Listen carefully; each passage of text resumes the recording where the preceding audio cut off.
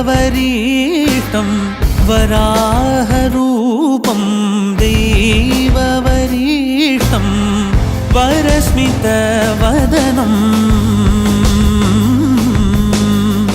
वज्रदन्तधर रक्षाकवचम्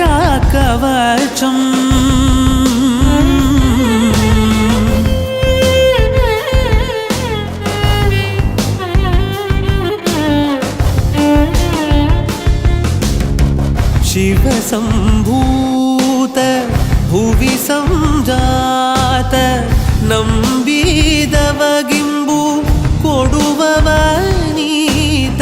ಸಾವಿರ ದೈವದ ಮನ ಸಂಪ್ರೀತ ಬೇಡುತ್ತ ನಿಂದೆವು ಆರಾಧಿಸುತ್ತ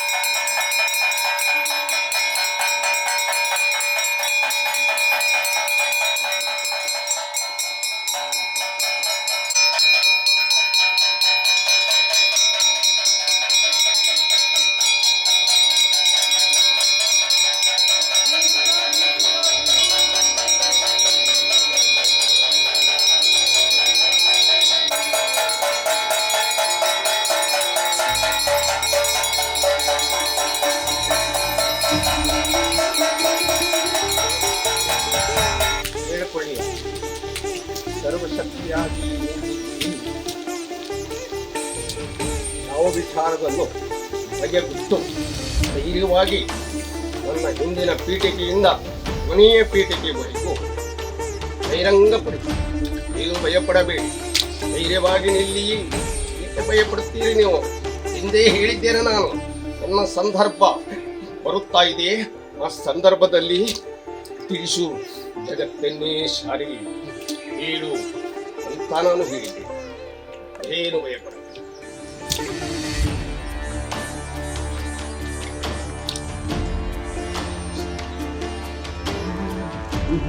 ನನ್ನ ಈ ಕಾರ್ಯಕ್ಕೆ ಯಾವ ಬಂದಿತ್ತು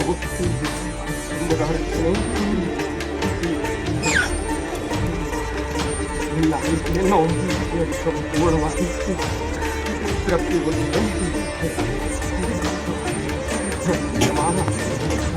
ಇನ್ನು ಕೆಲವು ದಿನದಲ್ಲಿ ಕೆಲವೊಂದೆರಡು ಘಟನೆಗಳನ್ನು ನೋಡುತ್ತೇನೆ. ಹತ್ತಪ್ಪು ಮಾರ್ಗವನ್ನೇ ತುಂಡಾಗಿ ಕತ್ತರಿಸಿಕೊಂಡು ಬರುತ್ತಾರೆ.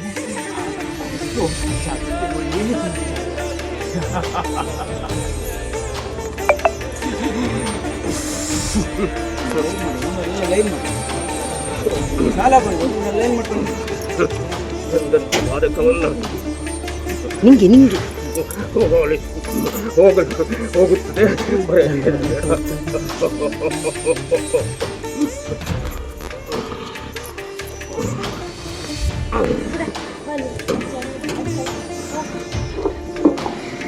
ಒಂದು 1996ರಲ್ಲಿ ಜೀನಿ ಯಕ್ಷಿಣಿ ನನ್ನ ದೇಹ ಸೇರಿ ಭಾರಿಯಷ್ಟು ಅಲ್ಲಿ ಕಷ್ಟ ನಷ್ಟ ಎಲ್ಲವನ್ನೂ ಆ ಗ್ರಾಮದಲ್ಲಿ ದೂರ ಮಾಡಿತು.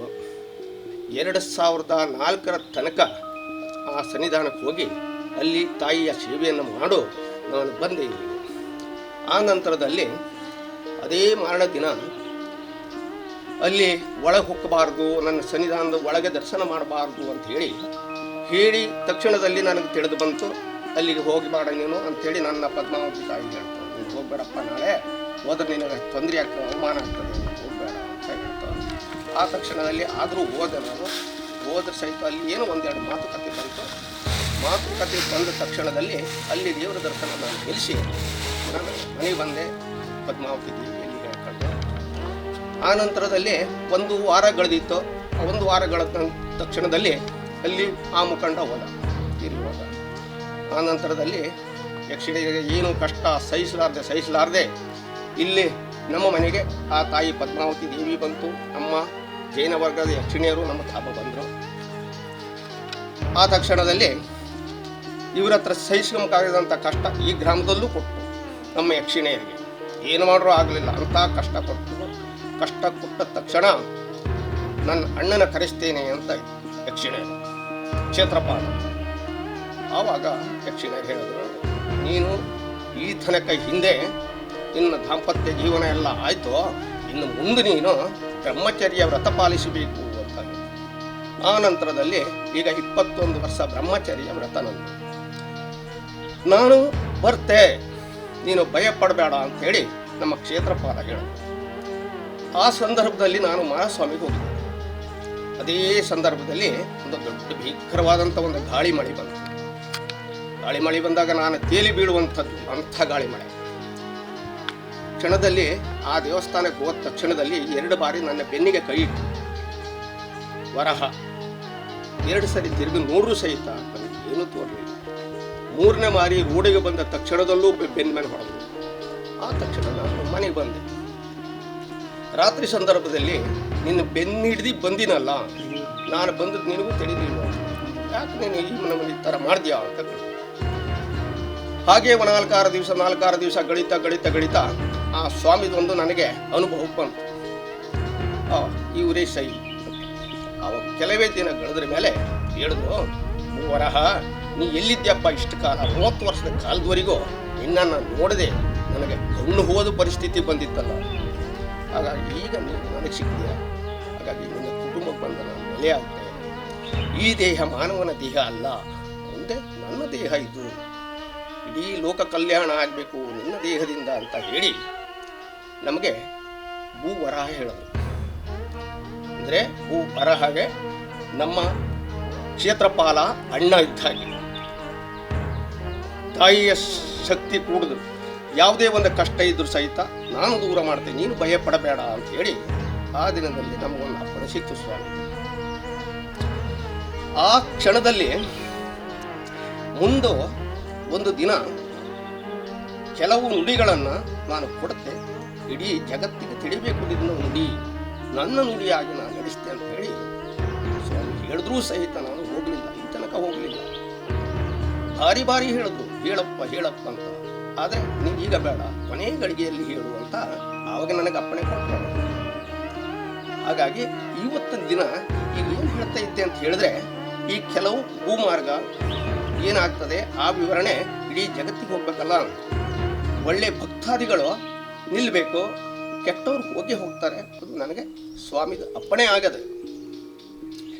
ಹೀಗೆ ಕೆಲವೊಂದು ಹೇಳಿದ್ರೆ ಈ ಭೂಮಾರ್ಗ ಮುಕ್ಕಾಲ ಭಾಗ ಹೋಗಿ ಕಾಲ ಭಾಗ ನಿಲ್ತದಷ್ಟೇ, ಹೆಚ್ಚಿಗೆ ನಿಲ್ಲುವುದಿಲ್ಲ. ಮುಕ್ಕಾಲ ಭಾಗ ಹೋಗ್ತದೆ, ಕಾಲ ಭಾಗ ಯಾವ ರೀತಿಯಲ್ಲಿ ನಿಲ್ತದೆ, ಈ ಭೂ ವರಹದಿಂದ ನಿಲ್ತದೆ, ಅಷ್ಟು ಕಾಪಾಡ್ಕೊಳ್ತದೆ, ಎಲ್ಲ ನಿಲ್ಲುವುದಿಲ್ಲ. ಈ ಕೆಲವೊಂದು ಮಾರ್ಗ ಹೇಳ್ತೇನೆ ನಾನು, ಇಡೀ ಬೆಂಗಳೂರು ಮೇಲೆ ಸಿಟಿಯಾಗಿ ನಿಲ್ತದೆ, ಅದು ಅಡಿಭಾಗ ಏನೂ ಇಲ್ಲ, ಗೋಲಾಕೃತಿ ಹೀಗಾಗೋಗದೆ, ನೀರು ಒಡೆದಿ ಕಳಚಿ ಹೋಗೋ ಪರಿಸ್ಥಿತಿ ಬಂದದೆ. ಈ ದೊಡ್ಡ ಸಿಟಿ ಏರಿಯಾ ಹೋಗ್ತದೆ, ಏನೂ ನಿಲ್ಲುವುದಿಲ್ಲ. ಈ ಸಂದರ್ಭ ಅಷ್ಟು ಹೋಗ್ತದೆ. ಲಾಸ್ಟಿಗೆ ಉಳುವ ಜನ ಎಷ್ಟು, ಅದು ನಾನು ಇವತ್ತೇ ಕೊಡ್ತೇನೆ. 1 ಲಕ್ಷ ಹೆಣ್ಣು ಸಂತಾನ, 10 ಲಕ್ಷ ಗಂಡು, ಈ ರೀತಿಯಲ್ಲಿ 11 ಲಕ್ಷ ಜನ ಉಳಿತದೆ ಇಡೀ ನಮ್ಮ ಈ ಭೂಮಿ ಮೇಲೆ. ಮಿಕ್ಕಿದ ಜನ ಉಳುವುದಿಲ್ಲ. ಆ ನಂತರದಲ್ಲಿ ಏನಾಗ್ತದೆ ಗೊತ್ತಾ, ಈ ಭೂಮಿ ಚಲನ ಶಕ್ತಿ ಇರುವುದಿಲ್ಲ, ಅವಾಗ ಸ್ಲೋ ಆಗ್ತದೆ.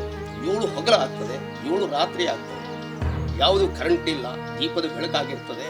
ಭಾರಿ ಕಷ್ಟ. ಊಟದ ಅನ್ನಕ್ಕೂ ಕಷ್ಟ, ಸಂದರ್ಭ ಜೀವಿಸುವುದು ಕಷ್ಟ. ಒಂದು ಮನೆ ಹತ್ರ ಇಲ್ಲ, 3 ಮೈಲಿಗೆ ಒಂದು ಮನೆ ನಿಲ್ತದೆ. ಅವಾಗ ಹೇಗೆ ವ್ಯವಹಾರ ಮಾಡ್ತಾರೆ, ಏನು ಮಾಡೋಕ್ಕಾಗೋದಿಲ್ಲ.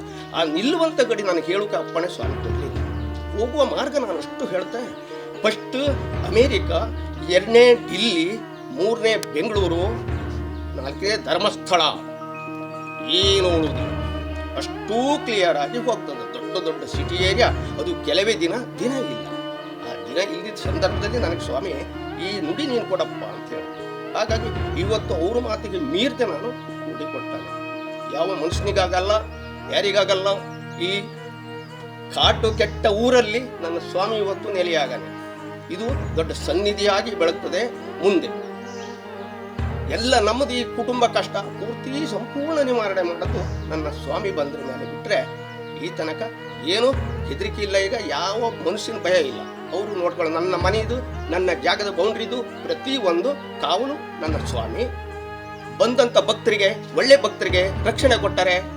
ಸತ್ತ ಜೀವವನ್ನು ಈಗ ಉಳಿಸರೆ ಎಷ್ಟೋ ಭಕ್ತಾದಿಗಳು ಇದ್ರು ಈಗ. ಆದರೆ ಇವತ್ತು ಅನಿವಾರ್ಯ ಅವರು ಬರೋಕ್ಕಾಗಲಿಲ್ಲ. ಮುಂದ ಮೇಲೆ ಅವರು ಎಲ್ಲರೂ ಬಂದು ಹೇಳ್ತಾರೆ ಸ್ವಾಮಿ ಶಕ್ತಿ ಏನಂತ. ಅದು ತಿಳಿದವರಿದ್ರು, ಲಕ್ಷ ಲಕ್ಷ ಜನ ಇಲ್ಲಿ ತಿಳಿದವರಿದ್ರು. ಹಾಗಾಗಿ ಎಲ್ಲವನ್ನು ಟಿ ವಿ ಮಾಧ್ಯಮದ ಮೂಲಕ ನಾನು ಕೊಡ್ತಾ ಇದ್ದೇಗ. ಸ್ವಾಮಿ ಅದೆಲ್ಲವನ್ನು ಸಂಪೂರ್ಣವಾಗಿ ನಡೆಸಬೇಕಾ. ಅದೇ ಹೆಚ್ಚಿಗೆ ಮಾತು ಇವತ್ತು ಆಡುವುದಿಲ್ಲ. ಯಾಕೆ ಅಂತ ಹೇಳಿದ್ರೆ ಕೆಲವು ಆಡುವ ತೊಂದರೆ ಆಗ್ಬೋದು. ಅದಕ್ಕೆ ನಾನು ಹಳ್ಳಿಗೆ ಹೋಗೋದಿಲ್ಲ. ಹೀಗಾಗಿ ಮಿಕ್ಕದ ಕಾರ್ಯ ಏನಂತ ಹೇಳಿದ್ರೆ ನಾವು ಮುಂದೆ ಹೋಗೋದಿಲ್ಲ. ನನ್ನ ಸ್ವಾಮಿ ಏನು ಹೇಳ್ಯಾರೆ ಆ ಆಜ್ಞೆಯಲ್ಲಿ ನಾನಿದ್ದೆ. ಅವರು ಹೇಳಿದ ಅವ್ರ ವಚನ ಪ್ರಕಾರದಲ್ಲಿ ನಾನು ನಡಿಬೇಕಪ್ಪ ಅಂತ ಹೇಳ್ಯಾರೆ. ಆ ವಚನ ಮೀರಿ ನಡೆದ್ರೆ ನಿನ್ನೂ ನಾನು ಇಡುವುದಿಲ್ಲ ಅಂದ್ರೆ. ಹಾಗಾಗಿ ಆ ಸ್ವಾಮಿಯ ನುಡಿ ನಾನು ತಪ್ಪಿ ಇಂದಿಗೂ ನಡೀಲಿಲ್ಲ, ಮುಂದೆ ನಡೋಕ್ಕಾಗೋದೂ ಇಲ್ಲ. ಯಾಕೆ ಅಂತ ಹೇಳಿದ್ರೆ ನನ್ನ ದೇಹಕ್ಕೆ ಸಾವೇ ಇಲ್ಲ. ನನ್ನ ದೇಹ ಅಲ್ಲ, ಇದು ಕ್ಷೇತ್ರಪಾಲನ ದೇಹ ಇದು. ಹಾಗಾಗಿ ಅವ್ರು ಅರ್ಸಿ ಬಂದದ್ದು ಹೇಗೆ ಭೂವರ ನೀನು ಎಲ್ಲಿದ್ಯಪ್ಪ ಅಂತೇಳಿ ಅರ್ಸಿಕೊಂಡು ಬಂದು ಇಲ್ಲಿ ಸಿಕ್ಕರ ಮೇಲೆ ಅವರು ಖುಷಿ ಆದ್ದು ಅಷ್ಟೇ. ಹಾಗಾಗಿ ಯಾವುದೇ ಮಂತ್ರಿಗೂ ಇವತ್ತು ನಾನು ಹೇಳಿಲ್ಲ. ಅದಕ್ಕೆ ಅವರು ಹೇಳಾರೆ ಎಲ್ಲ ನಾನೇ ನಡೆಸ್ಕೊಳ್ತಪ್ಪ, ನೀನು ಯಾವುದು ಮುಂದೆ ಹೋಗ್ಬೇಡ, ನಾನು ಹೇಳಿದಷ್ಟು ಮಾತ್ರ ಹೇಳು, ಹೆಚ್ಚು ಹೇಳಿಬೇಡ ನೀನು ಅಂತ ಹೇಳಿದ್ರೆ. ಅದಕ್ಕೆ ಮುಂದೆ ಅಪ್ಪಣೆ ಇಲ್ಲ ನಾನು ಹೇಳೋದು. ಇದಕ್ಕೆ ನಾವು ಏನು ಹೇಳಬೇಕು ಹೇಳಿ? ಇದೆಲ್ಲ ಗೊತ್ತು ನನಗೆ, ಏನೇನು ಆಗ್ತಂತ ಗೊತ್ತು. ಆದರೆ ಹೋಗುವ ಮಾರ್ಗ ನನಗೆ ತಿಳಿಸಿದ್ರು ಹೇಳೋದಿಲ್ಲ. ಆ ಸಂದರ್ಭ ಬಂದಾಗ ಹೇಳ್ತಾರೆ ಅಷ್ಟೇ. ಈಗ ಹೇಳೋಕ್ಕೆ ಸಾಧ್ಯನೇ ಇಲ್ಲ. ಎಲ್ಲ ಕಾರ್ಯಕ್ರಮ ಆಗ್ತದೆ, ಎಲ್ಲ ಉತ್ಸವ ನಡೀತದೆ. ಇಲ್ಲಿ ಭಕ್ತರ ನಿತ್ಯ ಪೂಜೆ ಇರ್ತದೆ. ಎಂತೆಂಥ ಕಷ್ಟ ಕಾರ್ಪಣ್ಯಗಳನ್ನು ದೂರ ಆಗ್ತದೆ. ಒಂದು ನೂಲು ಆವಿಷ್ಯ ಇಲ್ಲದಿದ್ರು ಸಹಿತ ಆವಿಷ್ಯ ಕೊಡುವ ಸತ್ಯ ಅವರ ಸ್ವಾಮಿಗಿತ್ತು. ಅವರ ಆವಿಷ್ಯ ಕಳೆದು ಹೋದರೂ ಕೊಡ್ತಾರೆ. ಅಂಥದ್ದು ಎಷ್ಟೋ ಘಟನೆ ನಡೆದದೆ, ಅದು ನಮಗೆ ಲೆಕ್ಕ ಇಲ್ಲ. ಅಷ್ಟು ನಡೆದದೆ. ಎಷ್ಟೋ ಭಕ್ತಾದಿಗಳು ಬೆಂಗಳೂರಿಂದ ಮಂಗಳೂರಿಂದ ಹಿಡಿದು ಶಿರ್ಸಿ ಬನವಾಸಿವರೆಗೂ ಇದ್ರು ಇಲ್ಲಿ ಭಕ್ತರು. ಇಲ್ಲಿಂದ ಹುಂಚಿದ ಕಟ್ಟೆ, ಇಲ್ಲಿಂದ ಒಡಂಬಂಡೇಶ್ವರ ದೇವಸ್ಥಾನ ಉಡುಪಿ, ಅಲ್ಲಿವರೆಗೂ ಸ್ವಾಮಿಯ ಗಡಿ ಇತ್ತದು. ಪದ್ಮಾವತಿ ದೇವಿದು, ವೀರಮಾಸ್ತಿ ದೈವದ್ದು, ಕ್ಷೇತ್ರಪಾಲ ಅದು ಗಡಿ. ಆ ಗಡಿಯಲ್ಲಿ ಯಾವ ಕಷ್ಟ ನಷ್ಟ ಬರುವುದಿಲ್ಲ. ಇದು ನಾವು ಹೇಳುವಂಥ ವಿಚಾರ. ಮಿಕ್ಕಿದ ವಿಚಾರ ನಾವು ಹೇಳಿ ಆಗದೆ, ಮಿಕ್ಕಿದ ನಾವು ಹೇಳೋದು. 2 ವರ್ಷದಲ್ಲಿ ಇಷ್ಟು ದೊಡ್ಡದು ಬಂದಿದೆ. ಒಂದು ಟೈಮ್ ನಾನು ನಿರ್ಧಾರಾಗಿದ್ದವನು, ಅಷ್ಟೇ ಎಲ್ಲ ಹಾಕೊಂಡು ಈಗ ಏನೂ ಇಲ್ಲ. ನಿರಾಹಾರಿ, ಒಂದು ಊಟ ನಂದು, ಒಂದು ಊಟ ಆದರೂ ಮತ್ತೆ ಏನು ಮುಟ್ಟುವಂಗಿಲ್ಲ. ಆ ರೀತಿಯಲ್ಲಿ ನಮ್ಮ ಕಷ್ಟ. ನಾವೀಗ ಮುಳ್ಳು ಮೇಲೆ ನಿಂತಾರೆ. ಸ್ವಾಮಿ ಏನು ಹೇಳೋದು ಅದೇ ರೀತಿ ನಾವು ನಡೀತಾ ಇದ್ರು. ಆದರೆ ಇದು ದೊಡ್ಡ ದೇವಾಲಯ ಆಗಿ ನಿರ್ಮಾಣ ಆಗ್ತದೆ, ಸ್ವಾಮಿ ಮಾಡ್ತಾರೆ ಅಷ್ಟೇ. ನಂದಮ್ಮದು ಏನೂ ಇಲ್ಲ, ಇಲ್ಲಿ ಹುಲ್ಲುಕಡ್ಡಿನೂ ಇಲ್ಲ, ಎಲ್ಲ ಸ್ವಾಮಿದೇ. ನಮ್ಮವರಿಂದಲೂ ತುಂಬ ಕಷ್ಟ ಕೊಟ್ಟಿರು ನಮಗೆ. ಇಲ್ಲಿರಬಾರ್ದು, ಇವರು ದೇವರ ಆರಾಧನೆ ಮಾಡ್ತೀವಿ, ಇವರು ಇಲ್ಲಿ ಉಳಿಲಿಕ್ಕೆ ಬಿಡಬಾರ್ದು ಅಂತ ಅಷ್ಟಿಷ್ಟು ಕಷ್ಟ ಕೊಟ್ಟದ್ದು. ಆ ಸಂದರ್ಭದಲ್ಲಿ ಯಕ್ಷಿಣಿಯರು, ವೀರಮಾಸ್ತಿ, ಪದ್ಮಾವತಿ ದೇವಿ ಎಲ್ಲರೂ ಮನೆ ದೇವರಾಗಿ ಬಂದು ಶ್ರೀಧರ ಸ್ವಾಮಿ ಎಲ್ಲ ನೀವು ಹೆದರಬಾರ್ದು, ಇಲ್ಲೇ ಇರಿ ಅಂತ. ಕೊನೆಗೇನಾಯಿತು, ಅಷ್ಟು ಜನ ಬಂದು ಈ ಮನೆ ಒಳಗೆ ಹೋಗ್ಬಿಟ್ಟು ನಮಗಾಗಿ ನೀವು 2 ರೂಮ್ ಬಿಟ್ಕೊಡಿ, ಖುಷಿಯಲ್ಲಿ ಈ ಮನೇಲಿ 2 ರೂಮ್ ಬಿಟ್ಕೊಟ್ರು. ನಾಗನೂ ಬಂದು ಸ್ಥಾಪನೆ ಆಯಿತು. ಅದನ್ನು 15 ವರ್ಷ ನಾವು ಅವ್ರ ಜೊತೆಗೆ ಈ ಮನೇಲಿ ಇದ್ವಿ. 14 ವರ್ಷಕ್ಕೆ ಸ್ವಾಮಿ ಬಂದರು. ಸ್ವಾಮಿ ನನಗೆ ಹುಟ್ಟಾಗೋದು ನಾನು 80 ಅಡಿ ಆಳದಲ್ಲಿದ್ದೆ, ನಮ್ಮಲ್ಲಿ ಪ್ರತಿಷ್ಠೆ ಮಾಡಿ ಅಂತ ಹೇಳಿದ್ರೆ ನಾವು ಒಂದು ಸರ್ತಿ ಹೇಳಿದ್ರು ಫೈಲ್ ತಗೊಳ್ಳಿಲ್ಲ. ಇವರು 2ನೇ ಸರ್ತಿ ಹೇಳಿದ್ರು ತಗೊಳ್ಳಿ. 3ನೇ ಸರ್ತಿ ಅವರು ಚಕ್ರ ಹಿಡಿದು ಅಂತ ಹೇಳಿದ್ರು, ಇಲ್ಲ ನಾನು ಪ್ರತಿಷ್ಠಾಪನೆ ಮಾಡಿ ಮೂಲ ಸ್ಥಾನಕ್ಕೆ ಬರ್ತೇನೆ ಅಂತ ಹೇಳಿದ್ರು. ತಕ್ಷಣ ನಾವು 14 ಗಂಟೆ ಪ್ರತಿಷ್ಠೆ ಮಾಡೋಣ. ಒಳ್ಳೆಯದೇ ಮಾಡಲಿ. ನಮ್ಮ ಮನೇಲಿ ಹೆಣ್ಣು ಸಂತಾನವೇ ಜಾಸ್ತಿ ಆಗಿತ್ತು. ನನ್ನ ಮಕ್ಕಳಿಗೆಲ್ಲ ಗಂಡು ಸಂತಾನ ಕೊಟ್ಟರು. ನಮ್ಮಲ್ಲಿ ಒಟ್ಟು ಗಂಡು ಸಂತಾನ ಕೊಟ್ಟರು. ದೇವರೆಲ್ಲ ನಮ್ಮ ಒಳ್ಳೆಯದೇ ಮಾಡೋದು. ಇದು ತಿಳಿಸಿ ಮಾಧ್ಯಮದವರಿಗೆ ತಿಳಿಸಿಕೊಂಡು ಯೂಟ್ಯೂಬಿಗೆ ಕೊಟ್ಟಾರೆ. ನಾವು ಈ ಸ್ವಾಮಿ ಸನ್ನಿಧಾನದಲ್ಲಿ ನಮಗೆ ಬಹಳ ಕಷ್ಟ ಇತ್ತು. ಎಷ್ಟೋ ಜನ ಕಷ್ಟ ಅಂತ ಬಂದವರಿಗೆ ಸ್ವಾಮಿ ಯಾರನ್ನೂ ಕೈ ಬಿಡಲಿಲ್ಲ. ಎಷ್ಟೋ ಇದು ಮನೆ ತೊಂದರೆ ಆಗೋದ್ರಲ್ಲಿ, ದೇಹದ ತೊಂದರೆ ಆಗೋದ್ರಲ್ಲಿ, ಕಾಯಿಲೆಯಲ್ಲ ಆಗಲಿ, ಎಲ್ಲೂ ಆಗದಂಥ ಕೆಲಸ ಈ ನಮ್ಮ ಸ್ವಾಮಿ ನಡೆಸಿಕೊಟ್ಟಿದ್ದಾರೆ. ಮಾತು ಬರೀದವರಿಗೆ, ಮಕ್ಕಳಾಗಿದ್ದವರಿಗೆ, ಇಲ್ಲಿ ಬಂದು ಗರ್ಭವತಿ ಎಷ್ಟೋ ವರ್ಷ, 15 ವರ್ಷ, 20 ವರ್ಷ ಆದಿದಂಥವ್ರಿಗೆ ಇಲ್ಲಿ ಬಂದು ಹೇಳ್ಕೊಂಡು ಅವ್ರೇನೋ ಒಂದು ಕಾಲಕ್ಕೆ ಕಾಲಲ್ಲಿ ಒಂದು ಬಳೆಯಲ್ಲೇ ಯಾವುದೇ ಒಂದು ಇದು ಬೆಳ್ಳಿ ನಾನು ಮಾಡಿಸಾಕಿ ಅದನ್ನು ಹರಕೆ ಮೂಲಕ ಅವರನ್ನು ತೀರಿಸಿ ಭಾಳ ಜನಕ್ಕೆ ಒಳ್ಳೇದು ಮಾಡಿ ನಡೆಸ್ಕೊಟ್ಟಾರೆ. ಇದು ಇದು ಇದು ನಮಗಲ್ಲ, ಎಷ್ಟೋ ಜನ ಸಾವಿರಾರು ಜನ ಬಂದಾರೆ. ಅವರಷ್ಟು ಜನಕ್ಕೆ ಇಲ್ಲಿ ಗುಣಮುಖ ಆಗದಂತ ಯಾರನ್ನೂ ನಂಗೆ ಇಲ್ಲಿ ಆಗಲಿಲ್ಲ ಅಂತೇಳಿ ಹೇಳ್ತಾರೆ, ಯಾರೂ ಇಲ್ಲ. ಅಷ್ಟು ಒಳ್ಳೇದಾಗದೆ ಈ ಸನ್ನಿಧಾನೆಲ್ಲ ಬಂದು ಇನ್ನು ಮುಂದೆ ಇದು ಎತ್ತರ ಬೆಳಿಬೇಕಂತೇಳಿ ನನ್ನ ಕೋರಿಕೆ. ಅದಿನ್ನು ಆಗಬೇಕು. ಈ ಸ್ವಾಮಿ ಯಾವ ದಿವಸ ಬಂದಿನ ನೆಲೆ ಆದಮೇಲೆ ಅದನ್ನು ಇದನ್ನು ಎತ್ತರ ಮಟ್ಟದಲ್ಲಿ ಬೆಳಿಬೇಕು. ಇನ್ನು ಮುಂದೆ ಎಲ್ಲರನ್ನು ಒಳ್ಳೆಯದಾಗಿ ನೋಡ್ಕೊಳ್ಬೇಕಂತೇಳಿ ನನ್ನ ಇದು. 5 ವರ್ಷದ ನಂತರ ಮೇಲೆ ಐತಿ ಇಲ್ಲಿ ನಮಗೆಲ್ಲ ತುಂಬ ಎಲ್ಲ ಭಾಳ ಕಷ್ಟ ಎಲ್ಲ ಬತ್ತೈತು. ಭಾಳ ಕಡೆ ಎಲ್ಲ ಹೋಗಿದ್ದು ಕಡೆಗೆ ಎಲ್ಲೆಲ್ಲ ಆದರೂ ಏನೇನು ಆಗಲಿ ಕಡೆಗೆ ಇಲ್ಲಿ ನಮ್ಗೆ ಗೊತ್ತಾಯಿತು. ನಾವು ಇಲ್ಲಿ ನಡ್ಕೊಳಕ್ಕೆ ಮನೆಯಲ್ಲೆಲ್ಲ ಭಾಳ ತೊಂದರೆ ಇತ್ತು. ಈಗ ಯಾವಾಗ ಈ ತಾಯಿ ಹತ್ರ ನಾವು ನಡ್ಕೊಳಕ್ಕೆ ಹೋಗ್ಕೊಂಡ್ರೆ ನಮ್ಮ ಯಾವುದೇ ಒಂದು ಕಷ್ಟ ಬಂದಾವು ನಾವು ದೇವರೇ ಅಂತೇಳಿ ಒಂದು ಅಲ್ಲಿ ನಿಂತ್ಕೊಂಡು ಒಂದು ಹೇಳ್ಕೊಂಡು ನಮ್ಮ 10-5 ಕಮ್ಮಿ ಆಗ್ತದೆ. ಏನು ನಮ್ಗೆ ಬಿಟ್ಕೊಡೋದು ಅಂಥದ್ದು ನಮ್ಮ ಬಂದಲ್ಲರಿಗೆ ಬಂದು ಹೇಳ್ತದೆ. ನಮ್ಗೆ ಏನು ಎದೆವಾಡಿ ಮಕ್ಕಳು ತಾನಿದ್ದಾನೆ ನನ್ನ ಸರಿ ನಡ್ಕೊಂಡು ಅಂತೇಳಿ ಅದ್ರ ಏನಿದ್ರು ನಾವು ದೊಡ್ಡದು ಈ ತಾಯಿನೇ ನಂಬ್ಕೊಂಡು ನಾವು ಆತ್ಮನವರು ನೀನೇ ನಮ್ಗೆ ಇಷ್ಟು ನಡೆಸ್ಕೊಟ್ಟಿದೆ. ಮುಂದೆ ಹಾಗೆ ನೀನು ನಡೆಸ್ಕೊಡ್ಬೇಕು. ಯಾವುದೇ ಕಷ್ಟ ಬಂದಾಗ ನೀನು ನಡೆಸ್ಕೊಡ್ಬೇಕು. ಒಂದಿನ ಅಂದರೆ ನಮ್ಮ ಮನೇಲಿ ತುಂಬ ಕಷ್ಟ ಇತ್ತು. ಒಂದಿನ ಅವತ್ತು ಅಂದರೆ ನಮ್ಮ ತಾಯಿಗೂ ಹುಷಾರಿಲ್ಲಾಗಿತ್ತು.